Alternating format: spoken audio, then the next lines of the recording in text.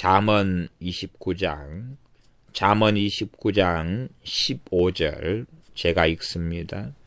채찍과 꾸지람이 지혜를 주거늘 임의로 하게 버려두면 그 자식은 어미를 욕되게 하느니라. 아멘. 채찍과 꾸지람이 자식들에게 지혜를 준다고 말씀합니다. 자녀들이 실제로 어리면 어릴수록 채찍과 꾸지람은 훨씬 더 쉽게, 더 많이 강렬하게 지혜를 주는 경향성이 있고, 자녀들이 나이가 많이 들어갈수록 채찍과 꾸지람은 지혜를 주기가 어렵게 되어집니다. 물론 자녀가 잘 양육이 어느 정도 되었다면 채찍과 꾸지람을 할 때에 효력이 있을 것이고, 자녀가 잘못 양육되었다면 채찍과 꾸지람은 효력이 없을 것입니다. 그래서 많은 부모들은 자녀를 잘못 키워놓고 채찍과 꾸지람을 어느 때에 대해서 이대로 놔두면 안 되겠다 하는 심각성을 기껏해야 청소년 때나 청년 때 등에 발견하면서 청소년 등의 채찍과 꾸지람을 뒤늦게 하는 경우도 있습니다. 그럴 경우에는 지혜를 주기보다는 오히려 더 분노, 그리고 미움, 원망, 상처, 별것이 다 만들어집니다. 실제로 자녀가 잘 양육이 되어지면 부모가 자녀를 시험하고 테스트할 수도 있습니다. 아무 잘못도 안 했는데 책망하고, 또한 이 회초리질을 해도 오히려 자녀들은 자신을 돌아보며 감사해하고 훨씬 더 변화의 탄력을 받아서 그 길을 걸어가게 됩니다. 그러나 자녀가 많이 잘못되면 잘못될수록 자기의 잘못이 다섯이 있는데 이것을 점점 줄입니다. 다섯의 잘못이 객관적으로 있는데 그 어리석어진 자녀는 나는 한 개의 잘못밖에 없다.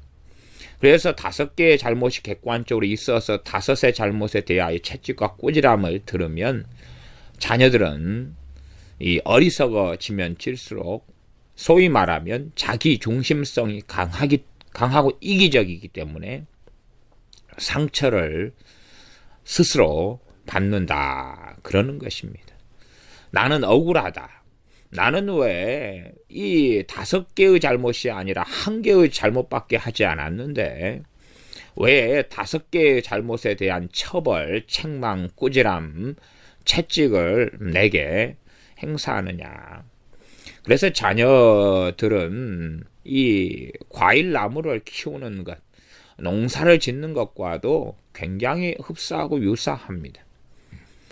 과일나무를 잘못 키워놓으면 나중에는 어찌할 바 모르게 되기도 합니다. 예를 들어 한 감나무나 포도나무다. 그러면 이런 나무들은 너무 윗자라지 않도록 키워서 주로 이 과일 유실수를 가꾸는 농부들 입장에서는 손으로 나무들을 또 이 과실을 채취할 수 있거나 기껏해야 사다리 정도만 밟고 올라가도 낮은 곳에서 과일을 딸 수 있도록 그렇게 재배합니다. 그러나 적절하게 과일나무를 관리하지 않은 경우는 위로 솟구쳐서 손이 닿지가 않고 그 과일을 거두기 위해서 높이 나무를 타고 올라가거나 사다리 등을 높이 이용해서 올라가다가 다치거나 또한 좋은 결실을 수확하지 못하게 되는 일들은 많이 있습니다. 그것처럼 어느 때에 내 자녀를 바르게 어릴 때부터 마땅히 행할 길을 가리키고 양육하느냐에 따라서 내 자녀가 어찌 되는 것인가 하는 것을 결정짓게 되어질 때가 너무나 많습니다. 그래서 하나님 말씀은 자식을 임의로 하게 놔두면 그러면 그 자식은 어미를 욕되게 한다. 어미를 욕되게 하는 것은 두 가지의 의미가 있을 것입니다. 첫 번째는 전능하신 하나님, 전능하신 우리 주님의 심판대 앞에 섰을 때에 부모들은 자녀들에 대하여서 심판을 받게 됩니다. 너에게 맡겨놓은 자녀들을 너는 어떻게 사명감을 가지고 책임을 지고 주님의 사람으로, 주님의 증인으로, 하나님의 사람으로 양육했느냐에 대한 책임을 부모들은 반드시 묻게 될 것입니다. 부모의 어떤 면에서 제1의 사명은 자녀를 하나님의 말씀에 따라서 하나님의 사람으로 양육하는 것이 부모의 제1의 사명입니다. 내 자녀를 하나님 말씀대로 양육할 자신이 없으면, 그 준비가 안 되고 자신이 없으면 자녀를 안 낳는 것이 오히려 올바르고 하나님 앞에서 문제가 없을 수도 있겠습니다. 그러나 자녀를 낳으면서 하나님께 떠넘기고 자녀는 자기가 낳고 그러면서 하나님께서 알아서 키워달라, 그러한 책임 전가를 하나님께 떠넘기는 사람들은 주님의 심판대 앞에 섰을 때 더 엄중한 책망을 받게 될 것입니다. 그래서 주님의 심판대 앞에서 이 잘못된 자녀들은 어미, 대표성이니 부모를 욕되게 하고 부모에게 수치와 주님의 책망을 가져다 주는 근거가 되어질 겁니다. 또한 이 땅의 삶에서도 부모에게 욕을 끼치게 되어지지요. 사람 구실을 제대로 못하거나 최소한 부모가 주님의 사람이라면 주님의 사람으로 살게 되지 못한다, 그 말입니다. 그래서 자녀를 현대 가치관에서는 임의로 최대한 하게 놔둬라. 창의성이니까, 자율성이니까, 발표력이니까 등등 개성이니까 그렇게 해서 현대 교육을 시켜 나가나 현대 세상 교육의 배후에는 마귀가 있다는 것을 알지 못합니다. 정말 채찍과 꾸지람을 통해서 자녀들이 얻게 되는 것이 무엇이겠습니까? 첫 번째는 옳고 그름이 있다는 것을 배우게 됩니다. 두 번째는 자기보다 높은 권위와 권세가 있다는 것을 알게 되고 눈에 보이는 부모에게 순종하고 옳고 그름을 분별해 나가는 지혜와 지각을 가지게 되고 세 번째는 선한 양심을 만들어 갈 수 있게 되어집니다. 네 번째는 채찍과 꾸지람을 통하여 잘못을 교정하고 고쳐 나갈 수 있게 되어집니다. 그 외에도 채찍과 꾸지람이 자녀들에게 가져오는 유익은 굉장히 많이 있습니다. 그래서 자녀들이 잘못되면 잘못될수록 자녀들에게는 객관성이라는 게 없어집니다. 주관성만 있습니다. 자기중심성, 이기심만 있어서 자기 배만 위하는 짐승이 되고 맙니다. 다른 사람 배고픈 것은 신경 쓰지 아니하고 자기 배고픈 것만 신경 쓰고 자기 배만 부르면 되는 것이지요. 그리고 다른 사람의 삶에 관심이 없습니다. 자기가 더 먹을까 덜 먹을까 자신의 배, 자신의 이익, 자신의 평안, 자신의 복지만 관심이 있습니다. 나아가서 자신이 마땅히 해야 될 책임까지도 그 누군가에게 떠넘기고 살려고 책임을 떠넘길 대상들을 찾습니다. 그러는 가운데 우리 주님을 믿을 수도 있습니다.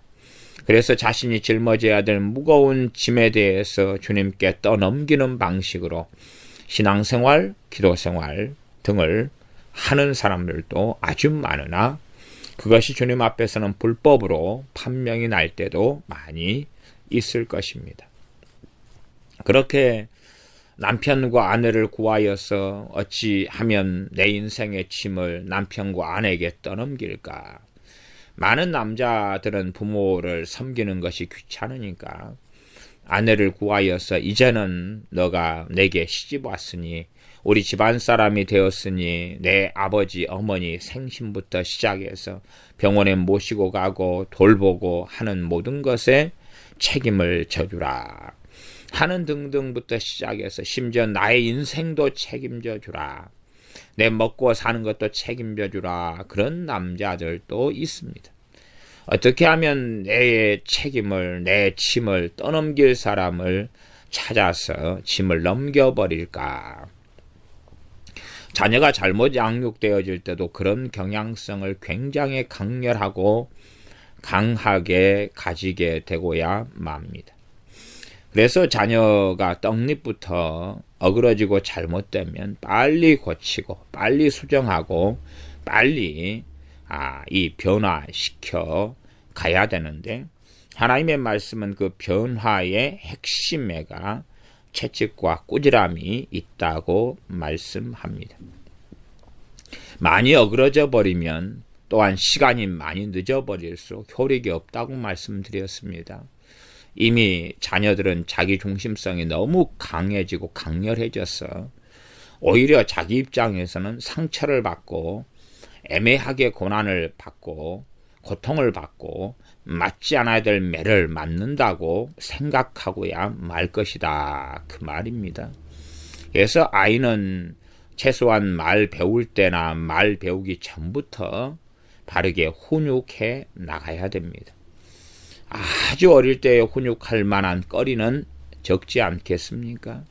그러나 조금 자라면서 거짓말 하는 것, 욕심 부리는 것, 싸우는 것, 욕하는 것, 바른 말을 쓰는 것, 인간 사회에서 예의 범절, 또 하나님께 기도하는 것, 하나님 말씀 읽고 묵상하는 것 하는 등등 나이가 들어가면서 가르쳐야 될 것들은 더 많아져 가지만 어릴 때에 가르칠 때에 잘 가르쳐 놓으면 가르칠 것들이 의외로 그렇게 많지 않다는 것을 알게 될 것입니다.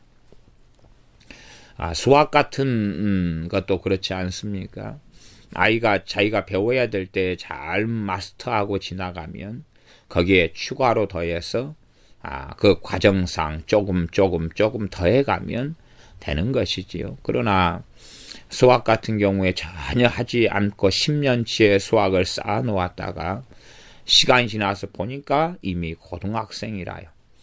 그렇게 하면 그 수학을 제대로 공부하는 것이 얼마나 어렵겠습니까?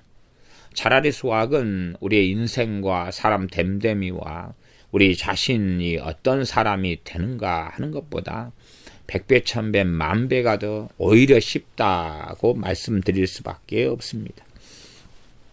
그래서 우리가 어릴 때부터 하나님 말씀에 따라서 바르게 채찍과 꾸지람 등을 통하여서 양육된 사람들과 그렇지 않은 사람들이 나이가 들어서 주 예수를 믿는다고 할지라도 출발선이 다르고 변화의 시간, 변화의 에너지, 변화될 여지, 또한 쉽게 변화가 되느냐 그렇지 않느냐 하는 데서 많은 차이가 일어나게 됩니다.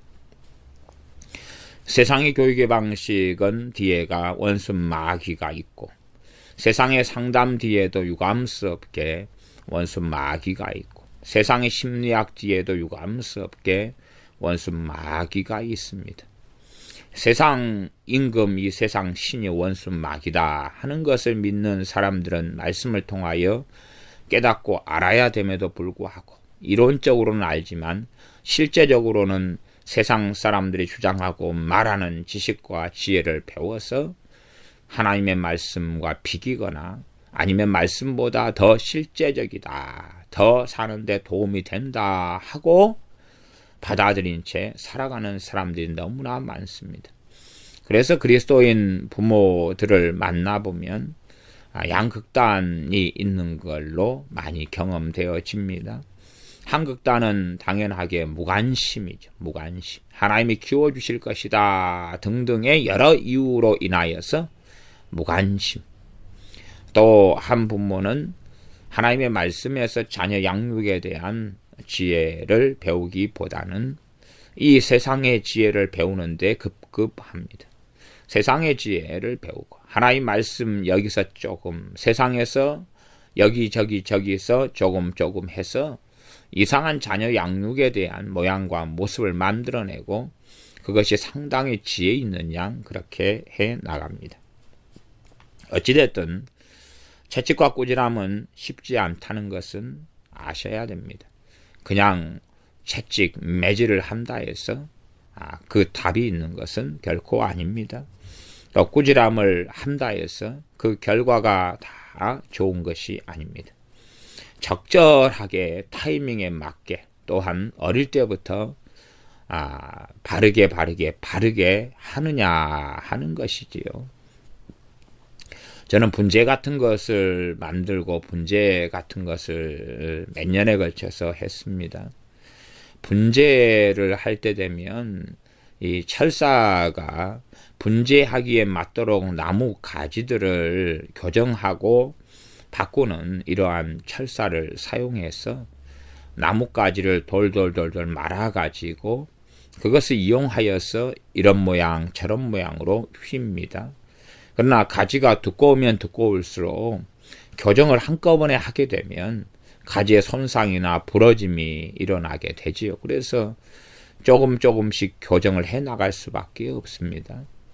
그러면 이 가지가 연할수록 그럴수록 사람이 어릴수록 아주 큰 교정까지도 가능하지만 채찍과 꾸지람을 통해서라 할지라도 그 자녀가 커버리고 분재의 대상이 되는 나무가 커버렸다면 그에 대한 교정은 조금밖에는 할 수가 없다는 상식을 가지고 있어야 됩니다. 그래서 교정받을 정도까지만 그러지 채찍과 꾸지람을 통해서 자녀를 한순간에 변화시키는 그러한 황골 탈퇴를 하게 만들 수가 없다는 것은 알고 있어야 됩니다. 꾸준한 때에 맞는 채찍과 꾸지람을 통해서 자녀는 지혜를 얻어가고 또 지혜를 얻어가고 또 지혜를 얻어가고 또 지혜를 얻어가면서 지혜로운 자가 되어집니다. 그러나 자녀가 임의로 자기 마음대로 고집대로 하도록 자기의 선택대로 하도록 그렇게 하면 옷을 너가 입고 싶은 옷을 골라 입어. 어떠한 가정에서는 엄마하고 딸이 싸우는 장면도 봅니다. 딸이 한 7살 되는데 이 옷을 입었다가 저 옷을 입었다가 아침 되면 저 옷을 입었다가 엄마 나는 이 옷을 입고 갈 테야 저 옷을 입고 갈 테야 이 옷을 입고 갈 테야 유치원에 갈 때에 이 옷을 꺼내고 저 옷을 꺼내고 이 옷은 안 입을 거야 저 옷을 입을 거야 그렇게 자기 고집을 세우는 유치원 7살 아이도 보았습니다. 그 정도가 되어버리면 임의로 하게 놔둔 지 방치한 지가 상당히 오래되었다는 걸 알 수가 있습니다. 자녀가 어린데 자녀에게 선택권은 최소한으로 만들어야 됩니다. 임의로 하도록 많이 놔두는 것이 아니라 부모가 권위를 가지고 선택을 해 주어야 되고 자녀가 그러면서 어떨 때 어떤 선택을 하는 것이 옳구나 하는 지혜와 지각을 자녀들이 배워가야 됩니다. 그 다음에 이제 자녀들에게 선택하도록 조금씩 자녀에게 선택권을 줘보는 것입니다. 그러면서 자녀들이 바른 선택을 할 수 있도록 부모가 선택을 해주면서 가르쳐와서 자녀가 커가면서 자유의 폭을 넓히고 선택의 폭을 넓히면서 그렇게 해나가는 것입니다. 그러지 자녀를 이제 놓자마자 1살, 2살 그리고 얼마 되지 않았는데 어이고 애야 밤 12시까지 밖에서 놀다 온나 그때까지 안 들어와도 괜찮아 그런 것을 하는 어리석은 부모는 없지 않습니까? 8살 난 초등학교 1학년 자녀에게 밤 10시까지 놀다가 와 밤 10시까지 뭐 학교에서 공부하다 와 그래도 돼 그러는 부모도 없지요. 그러나 자녀가 커가고 초등학생, 중학생, 고등학생이 되어갈수록 자녀들의 시간, 밖에서의 시간은 더 많아질 수밖에 없지요. 고등학생 정도 되면은 이제 저녁에 학원도 다녀야 될 것이고 또 이런저런 일들을 많이 하기 때문에 귀가 시간이 그 어릴 때보다는 더 늦추어질 것입니다. 대학생이 되면은 더 그러하겠지요. 사회인이 돼도 더 그러하지 않겠습니까? 그러지 대학생이 되었는데 야 오후 5시까지 집에 들어와. 그럼 한 중학생 정도에게 요구하는 것을 요구한다면 아마 이상하게 되고야 말 것입니다. 그래서 이 어린 자녀들에게 임의로 자기 맘대로 하도록 놔두면 그 자녀들은 방자해져서 더 많은 것을 누리려 하고 더 많은 고집, 아집, 독선 속에서 자녀는 잘못되고야 맙니다. 주님을 영접했다 해서 그 잘못된 것이 한순간에 다 바르게 되고 교정이 되어진다면 주님을 영접하는 것 자체만으로 얼마나 신속한 변화가 가능하겠습니까? 많은 절대 그런 일이 없습니다. 절대 그런 일이 없습니다. 그거의 문제입니다. 그래서 이 어리석은 사람들은 자신의 인생, 자신이 하나님 말씀에 비추어서 어떠한 사람으로 성장하고 살아왔는가, 어떠한 가치관, 어떠한 사상, 어떠한 감정, 어떠한 경험, 어떠한 근심, 어떠한 절망, 어떠한 미움, 어떠한 증오, 어떠한 두려움, 어떠한 원망, 어떠한 낙심, 어떠한 좌절, 어떠한 우울, 어떠한 욕심, 어떠한 탐욕, 어떠한 정욕, 어떠한 영광을 구하고 살아왔는가. 그렇게 해서 우리 자신이 되어져 왔는데 주님을 영접하고 또 성령 충만과 세례를 받는다. 그래서 참된 회심을 한다면 이러한 결과가 벌어질 것이다. 그렇게 주장하는 일들도 많으나 그것이 객관적으로 타당한 원리나 타당한 진리가 아닐 때가 유감스럽게 아주 많이 있습니다.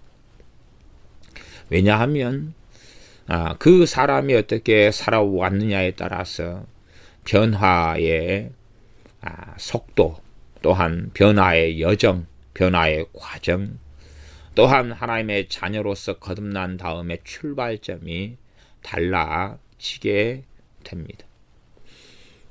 세상의 조폭 깡패로 살아온 사람이 주님을 영접하고 믿었다. 그러면 아마 그런 사람들은 입에서 나오는 욕설 하나만으로도 교정하고 바꾸는데 오랜 시간이 걸릴 것입니다. 그러나 바르고 올바르게 살았다 그러면 주님을 영접하고 믿기 전에도 욕을 하지 않을 거고 또 주님을 영접한 다음에는 당연히 그전에도 안 했던 일인데 뭐 교정하고 바꿀 필요도 크게 없지 않겠습니까? 그렇게 주님을 영접하고 믿어도 죄와 싸우는 수준도 강도도 다를 것이고 출발점도 다르다는 것을 알고 있어야 됩니다.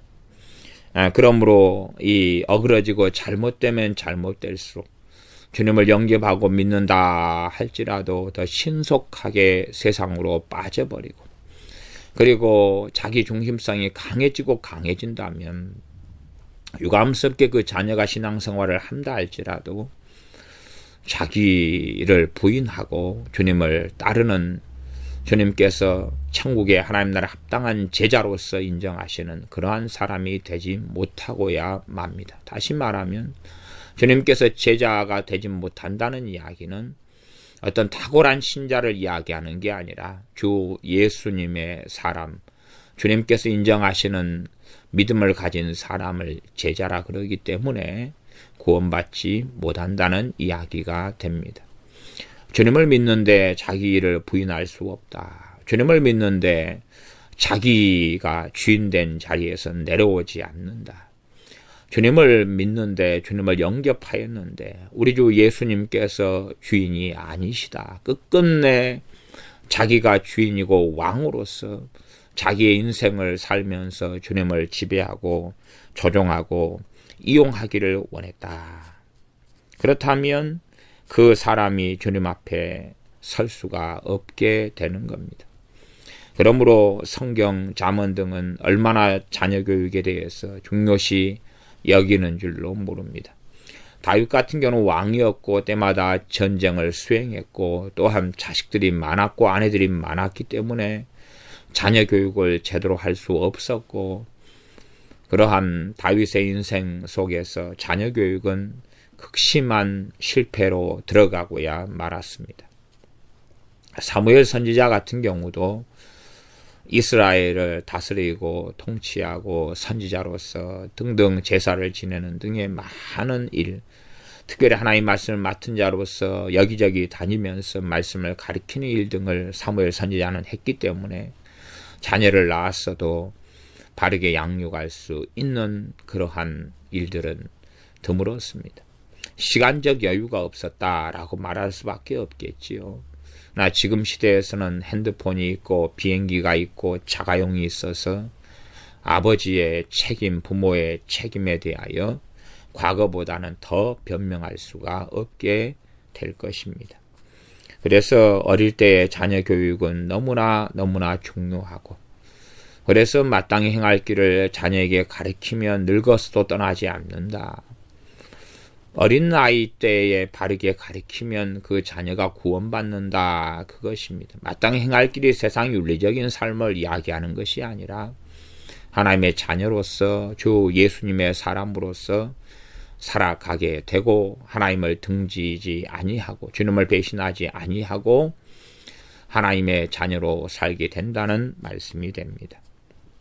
그러므로 채찍과 꾸지람을 어릴 때부터 잘 사용해서 어린 아이들에게 잘 사용하면 결과가 나타납니다. 결과는 뭡니까? 지혜가 주어지게 된다고 하나님 말씀 명백히 말씀합니다. 잠언을 읽어서 지혜가 자녀들에게 생기지 않습니다. 잠언은 일부를 제외하고는 어른들도 이해하기 어려운 깊은 말씀입니다. 꼭 우리나라에도 사자성어나 격언이나 속담이 있지 않습니까? 그런 격언, 속담 같은 경우 학생들이 수업 시간에 공부하지요. 왜냐하면 쉽게 이해되는 것이 아니기 때문에 그 깊은 의미를 파헤치려고 오죽하면 수업을 듣기도 한다 그 말입니다. 하나님의 말씀은 더 심오하고 더 깊어서 쉽게 이해되지 못하는 많은 잠언의 말씀들이 있습니다. 오히려 부모가 잠언의 말씀을 읽고 그리고 하나님을 경외하는 것을 알아가며 지식과 지혜를 알아가면서 그 가운데 자녀들을 어릴 때부터 채찍과 꾸지람을 하나님의 때에 맞게 사용해서 그 결과로 자녀들에게 지혜가 온다. 채찍과 꾸지람을 통하여 자녀들에게 있는 미련한 얽힌 것이 미련이 얽혔는데 그것을 없이 하게 된다고 하나님께서 명백하게 말씀하셨습니다. 이 땅의 삶 가운데 어렵고 어려운 것 중에 하나가 자녀 교육이죠.